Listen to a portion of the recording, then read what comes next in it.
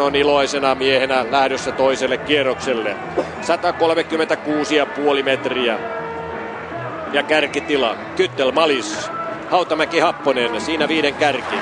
Ja nyt tulee vuoroon Robert Graniec. Ja jos hänelle sattuu vain hyvä tuulirako, niin pitkä hyppy nähdään tästäkin. Ainakin hyvin etuvastaisia paineita on. Ja pitkälle Graniec vielä yli 142 metrin.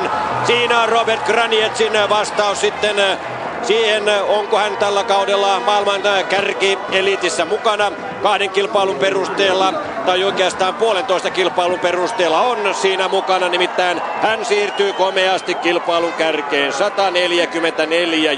metriä ja 19,5 arvostelutuomareilta ja 161,6 pistettä. Se on ylivoimainen johto. 14,9 pistettä eroa juuri kakkoseksi sysättyyn Mihail